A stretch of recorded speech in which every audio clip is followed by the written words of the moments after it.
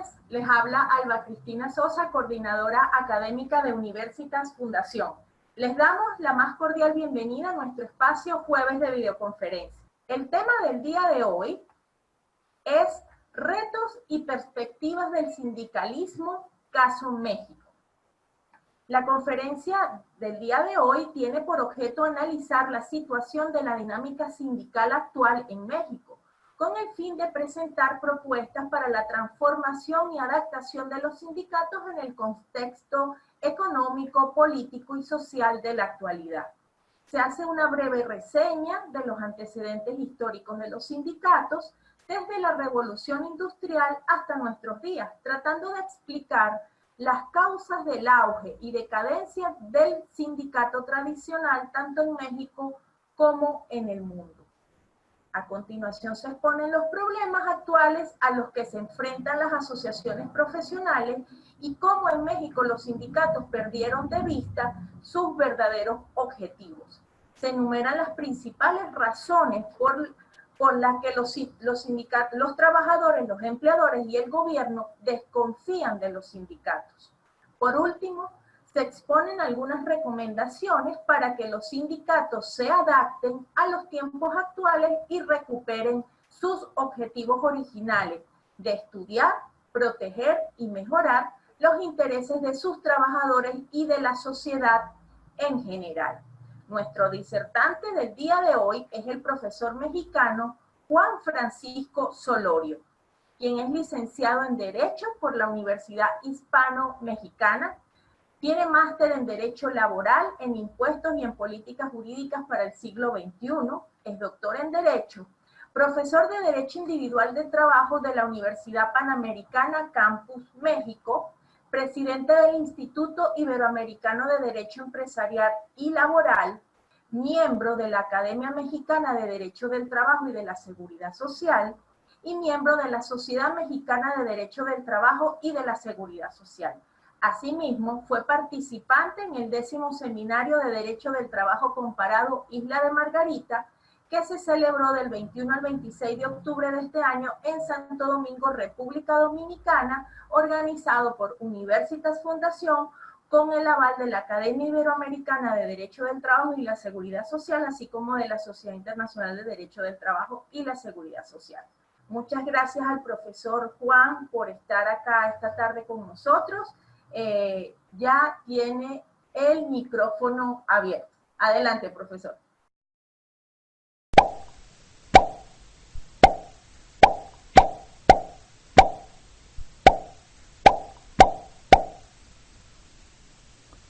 Gracias, Alba.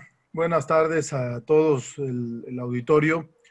Agradecer la invitación de Universitas Fundación para dar esta charla respecto del sindicalismo mexicano.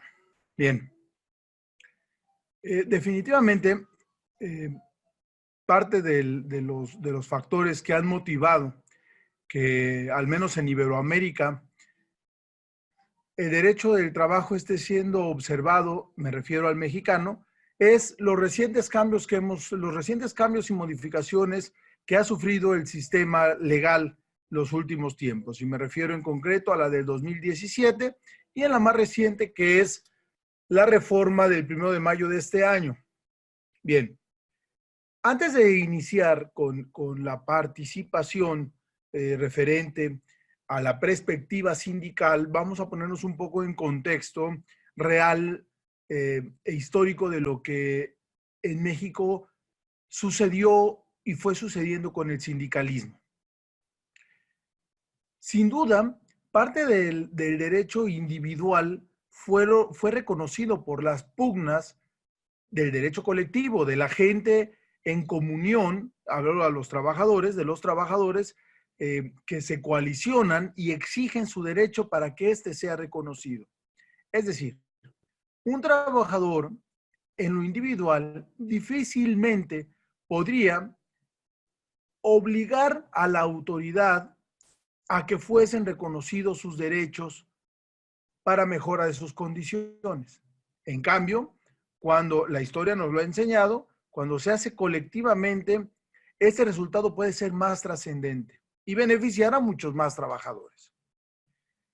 Así suceden las situaciones en México y vista ya la revolución, resulta que las fuerzas de Carranza se ven mermadas para publicar su constitución, la que pretendía en 1917, y forman los acuerdos con la Casa del Obrero Mundial en México, que fue la que lo ayuda a formar los batallones rojos y entonces poder legitimar en el 17 la Constitución.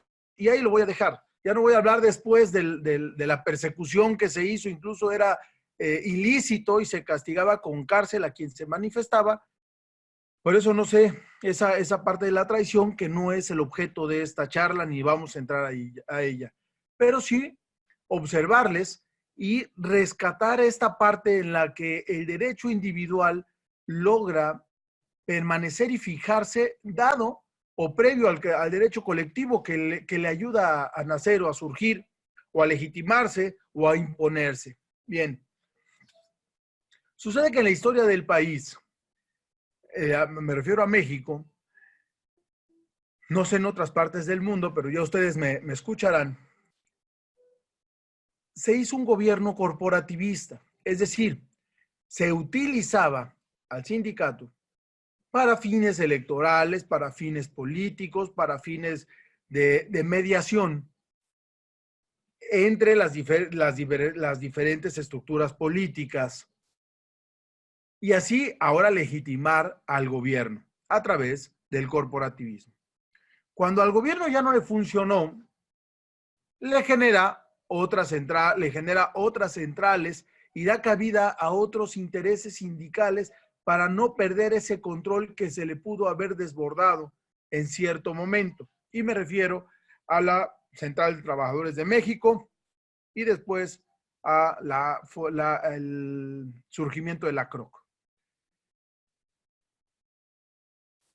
Justo eso es lo que hace que ahora parte de la reforma en la que dos son los factores, desde mi punto de vista, graves y que ponen en riesgo al sindicalismo mexicano, que es, uno, la voluntariedad de las aportaciones de los trabajadores y ya no la obligatoriedad de que el patrón tenía que retener de su salario y enterar al sindicato. Y por otro lado, pues la constancia de representatividad. Estos dos golpes, sin duda, demuestran una cosa del Estado hacia ese sector. Y esa razón es que ya no los necesitan. Ya no los necesitan. Cuando los necesitaron, les dieron prebendas, les dieron concesiones, les dieron empresas, les dieron pues, muchas cosas. Eran consentidos. Hoy ya no los necesitan y tenemos a un presidente de la República Mexicana dando, cuando se le cuestiona este respecto, dice, el gobierno no va a quitar a ningún líder sindical, ahora lo van a hacer los trabajadores. Y a eso se refiere. Se refiere a la constancia y representatividad, a que hoy los trabajadores deben de estar en una pretendida democracia sindical, deben estar enterados quiénes son sus líderes, deben estar enterados el contenido del contrato colectivo y el alcance del mismo. ¿Qué va a suceder? No lo sé. ¿Es preocupante? No, no es preocupante. Debemos ocuparnos. Debemos ocuparnos ante un gobierno que ha dejado clara la posición de decirle al sindicalismo mexicano, ya no te necesito. Y su golpe o un pretendido golpe estará ya a punto de aniquilarlo cuando se le reconozca como una verdadera sociedad, como lo reconoce el Código Civil mexicano, como una sociedad, pero tributariamente es un consentido de la ley del impuesto sobre la renta, es una institución no contribuyente a los impuestos. Entonces, bueno, pues vistos estos antecedentes que vengo avanzando en pasos agigantados a través de la historia por el corto tiempo que tenemos acá con ustedes, sin duda debemos observar entonces, no preocuparse, porque no hay de qué preocuparse. Hay que hacer una reingeniería, sí. Hay que decir, pues entonces el sindicato está muerto. No está muerto. El sindicalismo mexicano, yo creo que el gran reto es hoy. Hoy tiene el sindicalismo mexicano el gran reto de avanzar, el gran reto de perpetuarse en el tiempo, con o sin el Estado. Es decir, ¿qué podría suceder con un sindicato al que no se le pagan las cuotas obrero-patronales? Bueno, pues Iberoamérica nos da esta experiencia, y esta experiencia es el caso Brasil. La sindicación disminuyó en gran número porque se hizo la misma reforma en la que era voluntaria la participación de los trabajadores respecto de sus cuotas, y ya lo vimos, la sindicación fue a la baja. Por lo tanto, el sindicato ya no tendrá recursos. ¿Qué propondría yo? Que el sindicato mexicano, el sindicalismo mexicano, que hoy aún es fuerte, hiciera un frente para obligar al gobierno en algún tipo de reforma en la que se le indique que solo una parte podría ser voluntaria y la otra, bueno, sí tendría que grabar, sí tendría que ser obligatoria. El sindicato sin recursos difícilmente va a poder subsistir, sobre todo en las condiciones que hoy tiene. No le va a alcanzar, no le va a alcanzar el tiempo. Bueno, puede hacer que sí les alcance el dinero ahorrado, eso sí, pero el tiempo no les va a alcanzar para tratar de convencer a los nuevos trabajadores de incorporarse, de hacer sus aportaciones voluntarias y de dar ese plus, de dar ese valor que me hace pertenecer a mí a una institución. Es decir, yo puedo participar de una estructura organizacional, sea la que sea, pero necesito saber qué beneficio tengo. Necesito saber, y voy hablándome yo en carácter de trabajador, necesito saber qué condiciones de trabajo me estás garantizando, qué estás haciendo tú como sindicato hoy por mí, a dónde vas, a dónde te diriges. Que el sindicato se deje de hacer y estar haciendo política. Y hablo al sindicato de patrones y hablo al sindicato de trabajadores, porque no tan solo el sindicalismo en México afecta a los trabajadores, también afecta a los patrones. Tenemos uno de los principales organismos de sindicación patronal en México, que es la Coparmex, que hoy, bueno, pues hace política a través de las redes sociales, pero nada más. Entonces, los sindicatos patronales necesitan estar representados y que sus representantes hagan una función trascendente en el gobierno. Muchos criticamos la posición o no del gobierno y tratamos de desahogarnos. Podemos reconocer que nuestras manifestaciones, nuestros memes, nuestras críticas, pues muchas veces no lo van a cambiar. Por lo tanto, lo que debemos así hacer es pasos serios. Los comentarios, pues al final de cuentas, son comentarios y responsabilidad estricta de la persona que los emite, pero las organizaciones sí son responsables del gremio al que representan. Por eso es importante que sean serias en su actuar. ¿Qué pasa con esta perspectiva que yo veo el sindicato y que es de donde nos puede dar un parteaguas para que se reestructure y se rediseñe? Habíamos hablado al inicio de la charla que definitivamente el sindicalismo, el derecho individual de trabajo surge después del colectivo, que los trabajadores en la colectividad hacen valer sus derechos. Hoy es el momento en el que el sindicato debe replantearse esas funciones, de que el sindicalismo mexicano debe estar entendiendo su entorno para poder actuar. Entender que ya no va a tener cuotas sindicales que sean entregadas por el patrón y descontadas, que el trabajador voluntariamente va a decidir si las aporta o no, y obviamente la constancia y representatividad.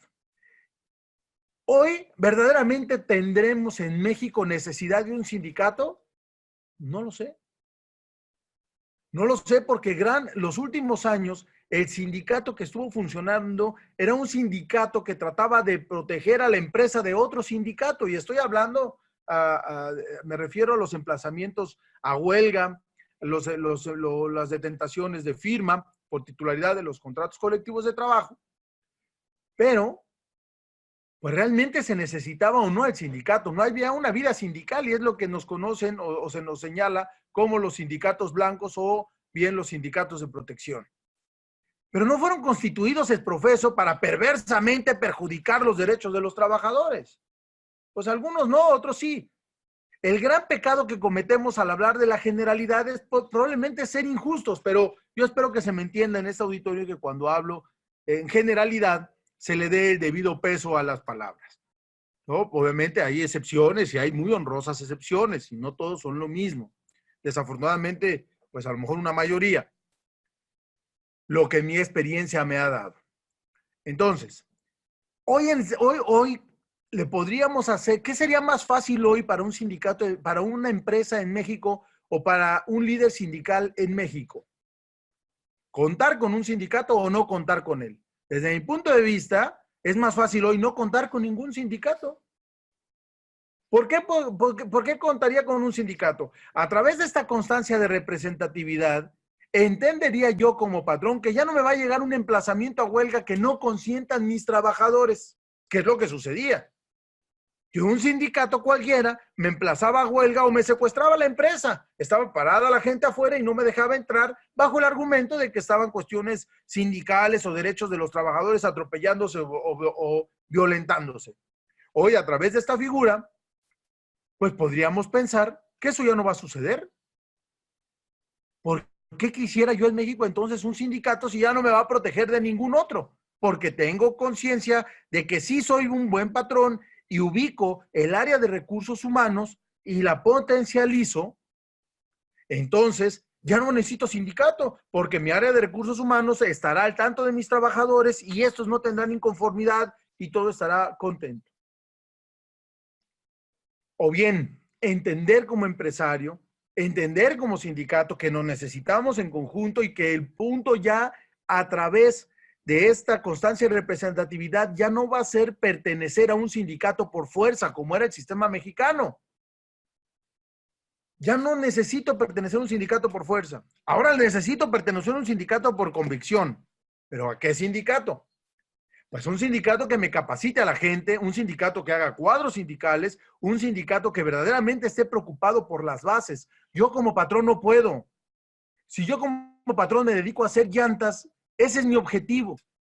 Difícilmente voy a poder estar yo involucrándome en si su traslado a su casa, entre si el trabajador hace 3 horas, y ahí tenemos una norma oficial mexicana de los factores de estrés laboral y los factores psicosociales que inciden en la conducta de los trabajadores. El área de recursos humanos sí, pero hoy desafortunadamente en México el área de recursos humanos está enfocada a calcular bien los impuestos porque puedes ir hasta la cárcel por no hacer lo correcto. Entonces, aquí la gran pregunta es, ¿dónde están los trabajadores hoy? ¿Qué estamos haciendo con los trabajadores hoy? ¿A dónde vamos a llegar? ¿Quién es efectivamente, quién es el arma que podría incluso hacer un frente contra la precarización del trabajo? Desde mi punto de vista son los sindicatos. Señores líderes sindicales, hay que levantarse de sus sillas, hay que levantarse de esos asientos tan cómodos que a través de los años el Estado les permitió crearse y ponerse a trabajar.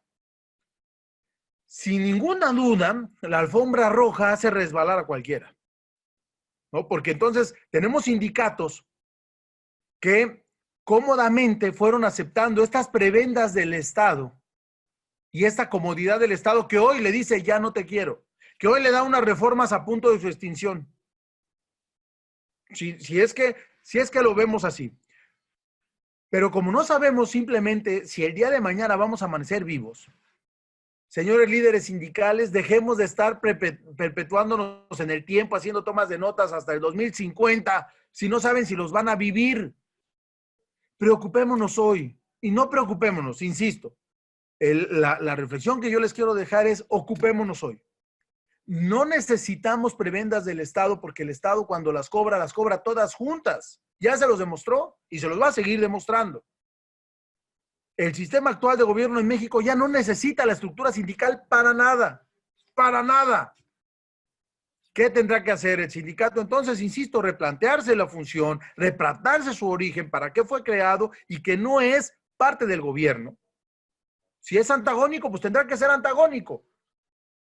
Pero si es un arma de lucha y de freno con el gobierno, el gran reto del sindicalismo es ser frente al gobierno, poner un alto a los límites, ponerle un alto a las acciones que tenga el gobierno en contra de los sindicatos y de los propios trabajadores, tener un límite y poner un alto a los propios trabajadores que pretenden beneficiarse muchas de las veces a través de esta estructura, y después ponerse un autofreno ellos mismos. Decía yo que la alfombra roja hace resbalar a cualquiera.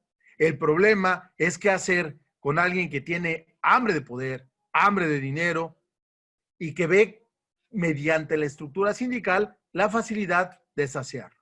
Lo que pasó, pues ya pasó. Lo que ya se hizo, ya se hizo. Hoy no son frente de gobierno porque resulta que son perseguidos. Señores líderes, si ustedes tienen miedo de ser perseguidos, pues pongan en sus estructuras a alguien que no tenga nada que ver. Pero no se queden callados. ¿Qué va a suceder el día de mañana que les emplacen una empresa a huelga y los trabajadores no estén de acuerdo y ustedes tengan ese control? ¿Lo van a ceder? No lo van a ceder. ¿Qué vamos a hacer? Pues vamos a mostrar y va a haber una detentación de poder. ¿Y entonces en qué va a terminar esto? En violencia en las calles. Porque nadie se va a dejar. Porque van a empezar a medirse la fuerza. Y no les va a interesar ni la constancia de representatividad, ni reformar la toma de nota. La empresa es mía y se acabó. ¿Y quién va a ser el gran perjudicado? Los trabajadores, sí, pero también la empresa. Entonces, retomar esa función, hacer frente a que no necesitamos ni se pretendería tener prebendas del Estado. Si se tienen que pagar impuestos, es preferible pagar impuestos a seguir teniendo prebendas del Estado. Hacer estructuras sindicales, hacer cuadros sindicales, hacer verdaderas estructuras en las que el poder y la democracia dentro del sindicato vaya permaneciendo. Aquí el gran punto es, como me lo han externado algunos líderes, bueno, ¿y la gente estará preparada para asumir el cargo? ¿La gente estará preparada para tomar el poder? Pues deben de preparar a la gente. Hoy, lejos de estar haciendo política y pensando en 50 años, a mí me parece que el gran reto es empezar a capacitar, sentarse con el patrón, saber a dónde van a llegar, qué área de la empresa le puede afectar. Hay dos temas que me faltan por finalizar, muy rápido. El outsourcing y la revolución 4.0. Respecto al outsourcing, resulta que pretendemos hacer leyes, por un sector del gobierno se pretenden hacer leyes, se pretenden prohibirlos, los satanizamos, decimos que son lo peor. Y sí, pues algunos serán lo peor y otros no tan peor, y etcétera, etcétera. Pero ¿quién le permitió al outsourcing tener su esplendor, al menos en México? Los sindicatos, claro, porque el líder, mientras él cómodamente seguía recibiendo sus aportaciones, pues no le importaba de dónde vinieran, ni las condiciones en las que estaban los trabajadores. Entonces, quebrantando antigüedades, quebrantando cargas de seguridad social, han ido permitiendo y cediendo esa parte esa materia de trabajo al outsourcing. Los sindicatos de antes capacitaban, los sindicatos de antes enviaban a los trabajadores capacitados, no recomendados. No mandar a mi familiar o a quien yo quiero darle empleo, no, señores. Hay que mandar a la persona calificada y cualificada para ese efecto, para ese trabajo, para ese puesto, porque la empresa lo necesita. Y la empresa no necesitaría sindicato. ¿Qué sucede? Que el sindicato es débil y el sindicato está, por eso digo, a punto de su extinción, porque el Estado lo tiene con el pie en el cuello. Señor sindicato, señores líderes, debemos exigirle al gobierno bajar la tarifa de impuestos. Por eso los patrones buscan esquemas donde tengan ahorros. Hay muchos que sí, hablamos de impuesto al valor agregado y hablamos de otras cosas, sí. Pero hay otros grandes, muchos, que necesitan tan solo ayudas para poder subsistir como empresas. Son altísimas las cargas impositivas en México que le implican a un patrón ser patrón. Tener un trabajador inscrito legalmente le cuesta mucho al Estado. Yo al Estado le hago este cuestionamiento. ¿Qué me dejará más un universo de dónde obtengo más ingreso como Estado? De un universo de 100 trabajadores de a salario mínimo con un patrón haciendo prácticas evasivas de impuestos para poder subsistir con su fuente de empleo, o mejor grabar a un sindicato.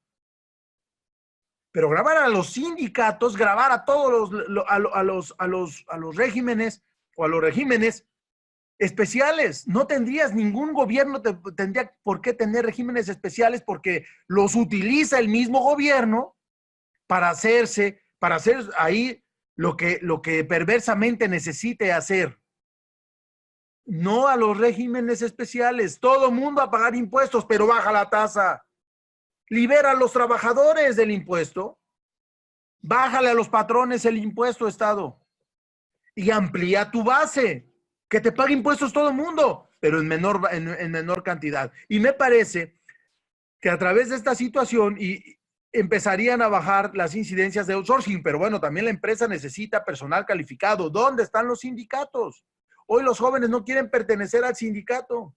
Hoy los jóvenes ni siquiera piensan en el sindicato como algo malo, como algo, no, yo no quiero saber nada como tranza, como corrupción, como no representatividad. ¿Cómo podemos rescatar esa parte? Capacitémoslo. Veamos sindicatos, estructuras sindicales, prepárense. ¿Cuál es el trabajo del futuro, del mañana o del pasado? Revisar con quién, con la empresa. Vamos a hacer como sindicato un curso de programas de cómputo, pero si su empresa no es de eso, es de otra cosa. ¿Me explico? Entonces, ¿quiénes son los involucrados en esto? Patrón y sindicato. ¿Qué te conviene a ti? ¿En dónde tienes que estar tú ejecutando tus servicios? Y entonces hacemos frente juntos a la revolución 4.0. En esta revolución 4.0 en el que la uberización y todo esto de lo que se habla tanto, que ya Uber de plano es el más malo de los malos, ¿no? Acabo yo de aterrizar la semana pasada en Buenos Aires y de Buenos Aires a Mar del Plata llegué y tomé un taxi del aeropuerto, cobrado en el aeropuerto. Y el señor era uno de lo que hoy conoceríamos como autónomo en Argentina, no tan lejos. ¿Y quién se preocupa por ellos? ¿Cuántos de esos taxistas en los aeropuertos donde el aeropuerto cobra el taxi, el servicio del transporte, y los taxistas, me dice el señor, pues yo trabajo al 50 y 50, saco lo de la gasolina y el 50 se lo doy al dueño del auto, que es el que tiene la concesión del taxi, y el 50 me lo quedo yo. Y perdón, ¿y la seguridad social? ¿Y las horas extras? Porque estamos preocupados en la uberización de pobrecitos. ¿Cuánto tiempo trabajan? ¿Y cuánto tiempo trabajan estos pobres? ¿Me explico? Eso es lo que quiero hacer notar hoy. Que tenemos muchos casos. Tenemos el trabajo infantil. Tenemos la trata de blancas. Eso no tiene ninguna revolución 4.0. En la revolución 4.0 yo no me preocuparía. Ya sus antecesoras nos enseñaron que la misma evolución nos va poniendo a todos donde tenemos que estar y cada quien se irá ubicando donde se tiene que ubicar. Yo me preocuparía hoy. Hoy me preocuparía por las condiciones de trabajo de los jóvenes que no les interesa, porque aparte, pues tenemos, ya no están los millennials, ¿no? Ya vienen otros. Pero tenemos jóvenes que están abandonados, jóvenes con alto índice de drogadicción, altos índices, pues de otros conflictos sociales, que no es tampoco el tema. Pero a mí me parece que un sindicato que funcione como tal, que cumpla su objetivo, que capacite, que abra nuevas fuentes de empleo, que genere una oferta de trabajo real, le haría competencia directa al outsourcing. Yo no necesito outsourcing, porque el trabajo especializado me lo da mi sindicato. Y punto. Y no tengo que andar haciendo que si soy empleado de un lado y soy empleado del otro y me pagan 4 empresas. Porque entonces tendremos resoluciones en donde se observa quién es el beneficiario. Si nosotros pretendemos seguir hablando de que Uber es un patrón y eso, no olvidemos quién es el cliente ¿Y quién es el que activa todo? ¿Quién es el que activa la plataforma? Yo soy el que la activo cuando pido el servicio. El que quiere un chofer soy yo para que me traslade. Hay que tener cuidado. Hay que tener cuidado porque tenemos países hermanos, pues lo vamos a decir como la República de Argentina, en la que resulta que un despachador de una gasolinería puede demandar a la gasolinería y puede demandar a la petrolera, puede demandar al Estado, porque se beneficia el Estado. ¿Y saben qué? Que lo van a condenar. Y así tienen ya asuntos emitidos y dictados en ese razonamiento. Entonces, ¿qué realmente estamos haciendo? ¿Qué realmente estamos permitiendo como Estado confundirlo todo? Seamos claros con las reglas. Me parece que la ocupación que hoy que debemos tener es real. Revisar hoy con los trabajadores qué tenemos, en dónde estamos, hacia dónde vamos. Tenemos el caso, y con esto voy a cerrar, tenemos el caso reconocido en Alemania de los youtubers. Un youtuber no podría haber hecho nada. Aunque haya dejado de hacer toda su actividad profesional, lo tenían considerado como un autónomo. Nosotros le llamaríamos contrato de prestación de servicios profesionales en México. Pero su única fuente de empleo su única fuente de ingreso es YouTube. Y resulta que la plataforma le cierra el acceso y te dice, bueno, ya bajaron tus visitas, bajaron tus niveles, estás fuera. Y te cancela. Bueno, pues hoy en Alemania se están sentando con el sindicato más representativo para revisar las condiciones de los youtubers. Entonces, hay mucho que hacer. Tiene el sindicato, al menos en México, desde mi punto de vista, un gran panorama. Me parece que el gobierno ha ido dejando claras estas posiciones. Ojalá que fueran parejas. Ojalá que no quisieran solamente con las revisiones fiscales, con andar encontrando cuentas bancarias sorpresas de todos, hacer con la oposición o con la gente que no se deja convencer o que no les da sus favores. No, que lo hiciera parejo y todos le entramos. No tan solo ser represivo en esa parte.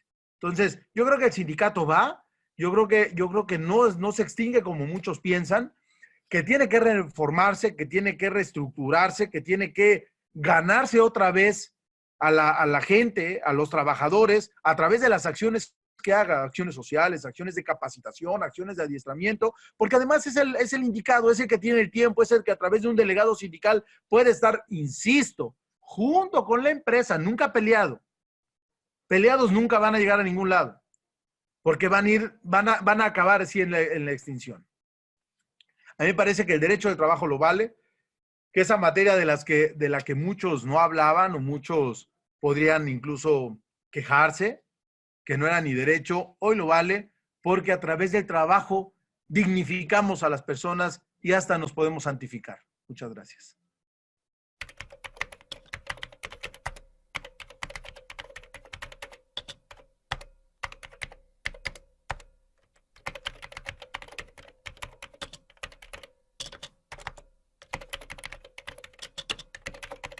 Muchas gracias al profesor Juan Francisco por esa exposición muy crítica de algunas cosas y que nos lleva a analizar muchas cosas sobre los sindicatos en la actualidad. Vamos a pasar entonces ahora a leer las preguntas y los comentarios que han realizado las personas que se encuentran aquí en esta aula virtual y para quienes nos están viendo también a través de Facebook. Por acá tenemos un primer comentario que quiero leer, que hicieron a través de Facebook, que es de Méndez Bania, de México. Es un comentario. Lo que falta en México es ser más humanos y, como dice, tener menos preocupación en pagar más impuestos y por generar beneficios para tu país. Es un comentario que hace alguien de allá de México. A través de Facebook hacen la siguiente pregunta. ¿Cuáles son las principales normas internacionales sobre la libertad sindical y de asociación y el derecho de negociación colectiva? Le agregaría, ¿estas se aplican en México? Adelante, Juan, tienes el micrófono abierto. Ya, México acaba de de adoptar el último de los convenios que no había sido ratificado. Y el punto no es si lo hacemos o no, si la normatividad la aplicamos o no. El punto es que no tenemos una autoridad que vigile, una autoridad que esté con la empresa revisando sus funciones. Hoy todo lo queremos hacer evadiéndolo. Si está prohibido, lo permitimos. Por ejemplo, si hay áreas donde no se permitan a los trabajadores la libre sindicación, donde a los trabajadores se les permitan pertenecer a muchos sindicatos, el punto no es que se les permita o no pertenecer a muchos sindicatos, que voten o no voten. El punto es que el trabajador no tiene interés de nada de esto. Y no tiene interés el trabajador ni tampoco el Estado, como lo demostró durante años al no firmar los tratados internacionales o el último de los tratados internacionales. Entonces, ya es una pregunta muy técnica. Desafortunadamente el tiempo no nos implica aquí no nos da para explicar cada detalle y hablar obviamente de las regulaciones internacionales. Realmente aquí lo que estamos haciendo son puntos reflexivos de en dónde está el sindicato y a dónde puede ir, ¿no? Pero me parece que no es que no se aplique, es que no tenemos un motivo, no hay un motivo que genere la aplicabilidad. Es decir, yo lo aplico y luego ¿qué? ¿Luego qué pasa? Sí, yo puedo tener aquí muchos sindicatos en mi empresa, pero ¿para qué? ¿Qué tipos de sindicatos? Entonces, yo no me enfocaría al tema de si la normatividad internacional la cumplimos o no, porque además los organismos internacionales, que a pesar de que tengan 100 años o los que tengan, han dado más grises que luces, porque se han dedicado a hacer política, porque no atienden verdaderamente los intereses de los trabajadores, ni señalan a los gobiernos. ¿Cómo es posible que la comisión de expertos haya permitido que México durante años y años y años en los informes no explicara por qué no materializaba los convenios que tenía pendientes? ¿Me explico? Entonces, es todo, se confabula todo. A mí me parece que es revisar el origen y para qué lo necesito. Ok, yo como empresa voy a tener varios sindicatos. ¿Los necesito realmente? ¿Me va a servir de algo tenerlos? ¿Hacia dónde voy a hacer? Y obviamente la autoridad está revisando y beneficiando también a los patrones. El patrón también está harto de ser sancionado y sancionado y sancionado y observado y observado. El señor está preocupado por salvar su patrimonio que arriesga para que tenga, no tan solo tenga que lidiar con el sindicato, tenga que lidiar con los trabajadores, sino también tenga que lidiar con la autoridad, porque pueda hoy en México, bueno, a partir del año que entra, hasta ir a la cárcel, ¿no? Por no revisar con quién facturó. Imagínense. Entonces, realmente es un tema muy delicado. Gracias, profesor. Por acá preguntan a través de Facebook lo siguiente. ¿Considera usted que no existe una verdadera protección de los trabajadores en las organizaciones sindicales que hoy existen en México? ¿Se ha vuelto más una situación política, perdiendo así su objetivo? ¿Ya tengo el micrófono? ¿Perdón? ¿El micrófono está abierto? Sí. Sí, adelante. Pues sí, no, insisto, no podemos generalizar porque somos injustos en la generalización, pero definitivamente, bueno, habrá sindicatos que sí defienden a sus empleados, pero habrá otros muchos que no. Habrá otros muchos que están preocupados por manejar sus recursos, por saber qué beneficios obtener del mismo Estado, pero los trabajadores servirán para ganar sus cuotas sindicales. Yo creo que no es que no tenga el sindicato un éxito. El problema en México es que no tenemos estructuras que garanticen los derechos hasta hoy, ¿no? Tenemos una Junta de Conciliación y Arbitraje ya extinta a propósito también a raíz de la reforma, bueno, no extinta, en vías de extinción, en lo que se crea un nuevo organismo y bueno, tenemos un sistema de reformas acá en la parte procesal que no es el tema, pero también importante. Pero imagínense que después de 8 años le digan a usted, ganó o perdió y tiene derecho a su indemnización. 8 años. ¿Es culpa del sindicato? No es culpa del sindicato. Es culpa de una autoridad que no tuvo la capacidad de impartir justicia porque es la que debe. No es por echarle la culpa al Estado, pero es el que debe impartir la justicia. Y no es un tema tampoco del sindicato. Un tema del sindicato a lo mejor que no previó con el patrón. Un tema del sindicato que pudo haberse sentado con el patrón y decirle, a ver, patrón, tenemos este problema con este compañero. Estos son los márgenes legales, vamos a solucionarlo. No un sindicato pasivo, un sindicato a propósito de los intereses del patrón, pues eso no va a ningún lado.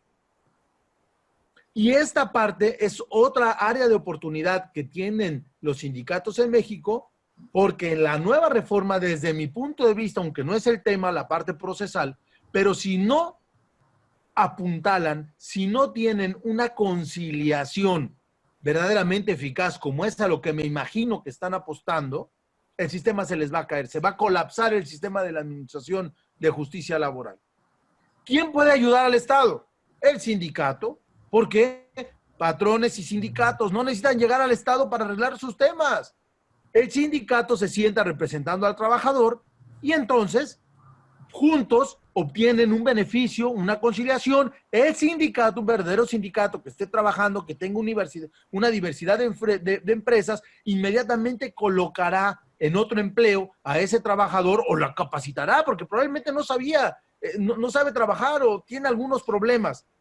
Pues entonces apuntalar esos defectos y perfeccionarlo y volverlo a trabajar. Sin duda, más no existe mejor máquina que la del ser humano. Para trabajar, para adaptarse, para esa adaptabilidad a las nuevas condiciones, el ser humano. Por eso no me preocupo de la revolución 4.0. Pero sí soy consciente en que debe el sindicato estar ahí presente, muy cerquita, para que no colapse la estructura de impartición de justicia. Si el Estado piensa que va a terminar con los sindicatos, es un error, porque si hay alguien que le puede ayudar al Estado a que su nuevo, al Estado mexicano me refiero, a que su nuevo sistema de impartición de la justicia no colapse, necesita a los sindicatos fuertes, a los sindicatos de trabajo, haciendo negociaciones con los trabajadores en los casos de las terminaciones de trabajo y obviamente también garantizando su entorno, etcétera, etcétera. Pero tan solo en la Argentina dura lo mismo un juicio laboral. Dura también 8 años, dura también 5 años. ¿Qué justicia es esa? Y no hablemos, ya no hay que hablar de sindicatos ni de empresas, es de Estado. Gracias, profesor. Hay una siguiente pregunta que realiza Juan Velázquez de Venezuela a través de Facebook. ¿Considera usted que una manera de garantizar la existencia de la relación laboral y la protección de la seguridad social sería mediante la formación de organizaciones sindicales compuestas por los prestadores de servicios de empresas uberizadas que tienen actividades afines o conexas? Tiene el micrófono abierto. Adelante. Sí, sí, sin duda. Sin duda, siendo así, unidos. En México se les da otra opción, porque ya incluso el artículo que los extingue, al final cierra diciéndole, bueno, y los trabajadores cómo se organicen, reconoce a las organizaciones de los trabajadores. Entonces, en México al menos, en esta reforma nueva, al final se le reconoce a que los trabajadores se junten y bueno, que hagan la organización que quieran hacer para que puedan hacer frente a esas necesidades. Sin duda, yo creo que lo colectivo, yo creo que la parte de seguridad social, bueno, pues otra vez el caso de la Argentina, lo traigo muy presente porque acabo de llegar de ella, pues ahí están los sindicatos manejando la parte de la seguridad social y bueno, poderosísimos económicamente, ¿no? Que no se olvide que también dije que quien camina por la alfombra roja con mucha facilidad resbala. Gracias, profesor. Por acá, Ana Cecilia Gerson, que se encuentra aquí en Zoom, desde Ciudad de México, comenta lo siguiente. Estimo que los sindicatos sí continúan siendo necesarios, en la medida en que hoy hagan lo que no hicieron antes. Representar los intereses de los trabajadores y no del gobierno de turno. Recursos humanos no puede sustituir a los sindicatos porque dependen del patrón. Es un gerente y representa los intereses de este. Los sindicatos siguen siendo indispensables para compensar la vulnerabilidad de los trabajadores actuando individualmente, pero reiterando, si asumen su auténtico papel, de lo contrario no. Esto es un comentario, no sé si tiene algo al respecto que decir. Totalmente de acuerdo. Muy bien. Por acá preguntan a través de Facebook, ¿cuál es su opinión con respecto al caso de YouTube con el sindicato alemán? Pues sí, vamos, esa es lo que yo ya les comentaba hace un momento, de que sin duda un youtuber en lo personal difícilmente hubiera logrado que un monstruo como es la plataforma digital YouTube se enfocara de sus necesidades, lo atendiera. Los youtubers, para contextualizar un poquito, son esta gente que se encarga de estar alimentando el sistema, de estar alimentando a través de videos, encuestas, etcétera, a través de una serie de cosas, de alimentar la página, y los miden por el número de likes y por el número de repeticiones que tienen en sus eventos que van subiendo a la red. Y les paga, la empresa les paga, claro que les paga, y hay salarios muy, muy dignos en caso de los youtubers. El problema es cuando ya no das material que sea, por así decirlo, que tenga el morbo para que la gente lo continúe viendo, para que la gente esté participando y obviamente accediendo al otro universo o al otro negocio de YouTube, que ya son los anuncios de mercancías y todo un montón de cosas, ¿no? Toda la infraestructura que tienen acá de know-how y la financiera. Entonces, a través del video que yo subo, después, pues me mandan otros videos ya de los patrocinadores, ya de la gente que paga por estar en la plataforma, o bien, mientras en el transcurso de la observación del video, que es de mi interés, pues entonces ya me están saliendo anuncios de muchas otras cosas que son los patrocinadores. Entonces acá es como YouTube tenía la voluntad de decir, hasta aquí llegaste y te desconecto o te impido que sigas teniendo una forma digna de vida. Ser trabajador o no, no lo sé. A lo mejor habrá que reestructurar ya un nuevo concepto de subordinación. A lo mejor habrá que estructurar ya un nuevo concepto de, pues sí, de estructuras, de subordinación, de relación de trabajo, de contrato de trabajo. Pero sin duda, hablar de los falsos autónomos, simular verdaderas relaciones de trabajo, no va a ayudar en nada a los trabajadores. Es decir, a la gente necesitada hoy de un ingreso y que págame como me quieras pagar, pero págame, porque necesito un ingreso sin saber seguridad social, sin saber cuestiones jubilatorias, qué va a hacer en un futuro, qué va a pasar con mi familia, etcétera. Me explico, estamos precarizando la relación de trabajo a través de una necesidad que es la de alimentarse. Entonces, sí lo veo grave, pero bueno, este es un paso agigantadísimo y bueno, nos demuestra una vez más que la estructura sindical se antepone, se impone y da excelentes resultados. Esperemos que los dé. No sabemos qué resultados va a dar, pero esperemos que sean buenos y si no, al menos que sirvan de ejemplo para otras relaciones de trabajo. Gracias, profesor. Por acá Efraín Onofre, que se encuentra aquí en el aula, indica lo siguiente: buenas tardes, gracias, profesor. ¿Y qué va a pasar con los sindicatos que llegan a cerrar centros de trabajo bajo una justificación de proteger los intereses de los trabajadores, cuando en realidad van a extorsionar al patrono? Ay.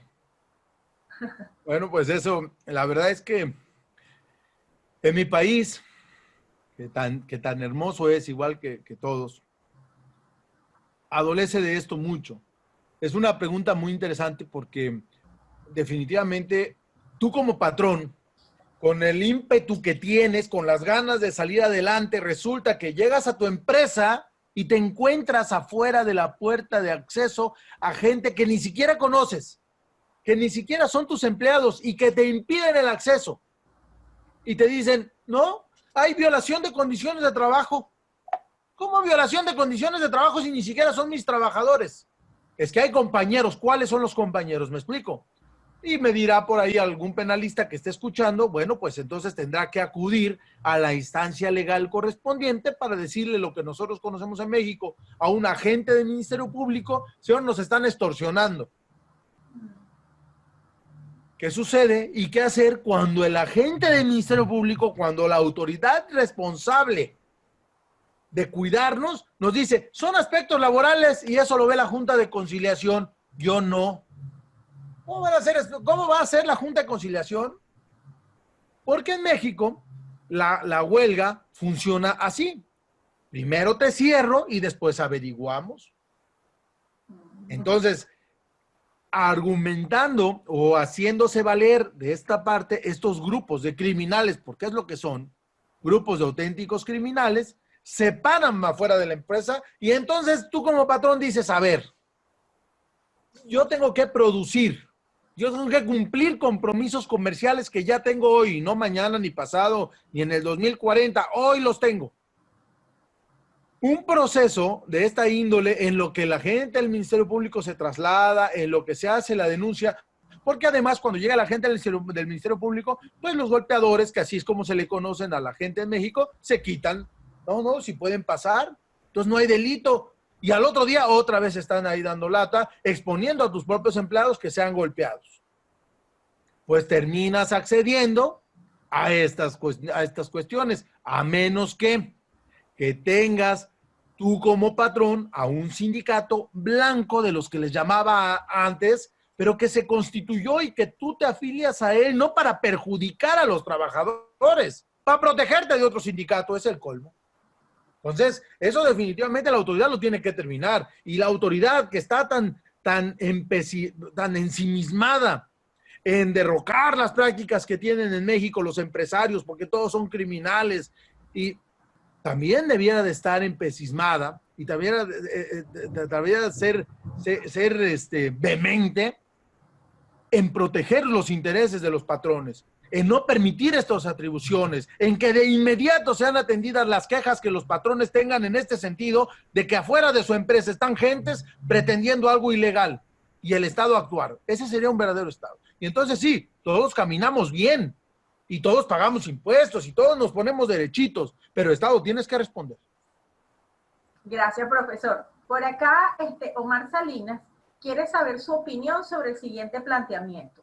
Si el trabajador no está interesado en agremiarse, pero la empresa lo obliga a entrar para ser contratado o para que continúe laborando, ¿qué opina sobre ese punto? Esa práctica ya no puede seguir sucediendo. En México ya, es la parte que yo les decía, legalmente no. O sea, hablar de la normatividad, pues legalmente no se le podría obligar al trabajador. Pero en la vía de los hechos sí. En la vía de los hechos se le dice, pues si no, no te doy trabajo. O se le dice, o firmas en blanco al momento de ingresar, o no te doy trabajo. Pues la ley lo prohíbe y todo el sistema y los organismos internacionales y todo el mundo sí. Pero sentados en ese escritorio, patrón y trabajador están solos. Y si no firmas, no hay trabajo para ti. Ese es un gran problema. ¿Pero por qué lo hace el patrón? Pues porque la inseguridad que tiene de tribunales que tardan 8 años en resolver los asuntos, que son sancionados y no sabe de qué manera económicamente. Entonces trata a través de estas fórmulas disminuir los impactos que tengan, en los impactos que tengan financieros y legales en sus empresas. Si un patrón le dice que tiene que estar con determinado sindicato, pues seguramente es porque el sindicato le hace falta labor con sus agremiados, o bien tenga amenazado al patrón de que así tienen que hacer las cosas. Gracias, profesor. Que no es, insisto, no es legal, ni la ley se los permite, pero es lo que pasa. Sí, gracias, profe. Por acá, Fernando Ledesma, quien se encuentra aquí en el salón virtual de México, pregunta lo siguiente. La nueva reforma laboral en México permite al trabajador sindicalizarse y solicite al patrón que no se le descuenten cuotas sindicales. ¿Considera este derecho la forma de dejar sin recursos económicos el sindicato y terminar con él? Sí, sin duda, es otra excelente pregunta. Insisto, cuando hablaba en la exposición les daba la referencia que tenemos de Brasil, donde la tasa de sindicalización de ser muy grande ha ido a la baja. Si eso permanece, difícilmente el sindicato va a poder subsistir, porque hoy a los jóvenes y menos a los trabajadores y a los jóvenes y a todo el mundo no les interesa pertenecer a este tipo de estructuras. ¿Sí? sin duda alguna. Yo creo que los sindicatos hoy debieran estar preocupados por, uno, que el Estado trate de reformar o modificar esta parte en las que, si no todo lo que tenían, que era un 2%, un 3%, etcétera, al menos darle, como en el caso, insisto, de la Argentina, una participación que es obligatoria y la otra voluntaria. Los trabajadores pueden decidir otro porcentaje si quieren, y si no, al menos una, porque sí tienen actividades y sí tienen gastos. Claro que tienen gastos. Y claro que se pone en riesgo la participación en este momento, porque si es un sindicato que retoma la actividad que le incumbe y sea un sindicato que empiece a trabajar verdaderamente por los derechos de los trabajadores, yo creo que en un futuro no muy largo, los trabajadores gustosos estarían participando con este sindicato cuando sean convocados, cuando sean capacitados, cuando tengan bolsa de trabajo, cuando tengan un trabajo seguro, y que si hoy no concordaron con una empresa, el día de mañana el sindicato los coloca en otra. ¿Me explico? Es decir, que este sindicato me dé beneficios.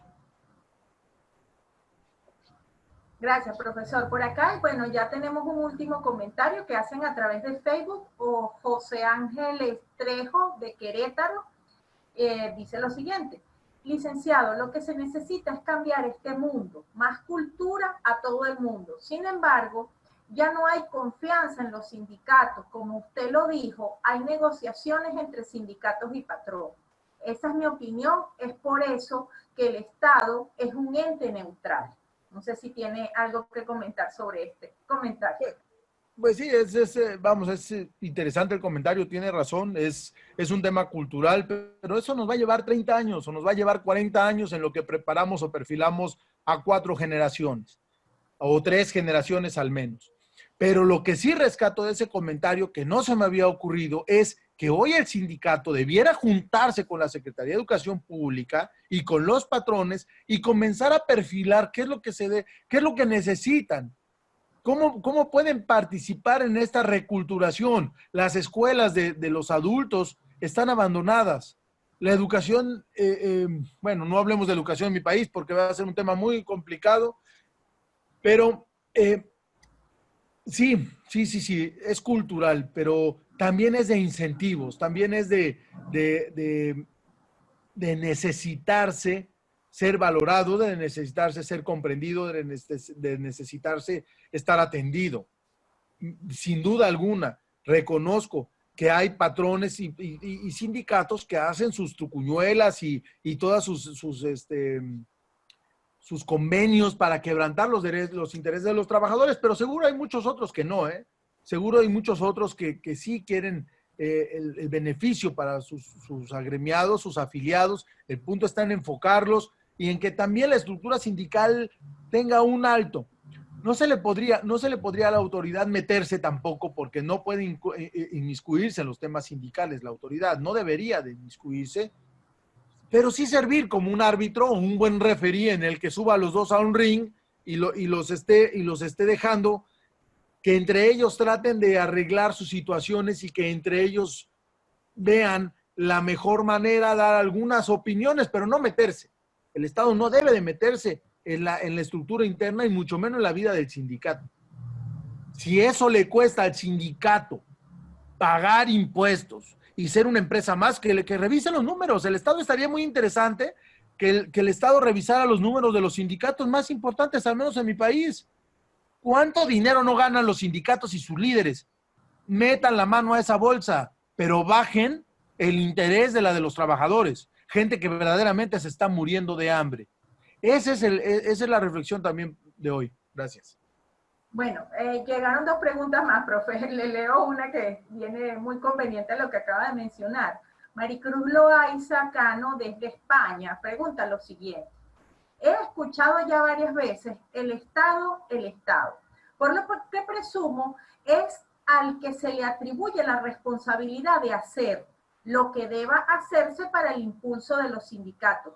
Pregunto, ¿no es mejor a través del diálogo social entre los 3 actores, Estado, patronos y sindicatos?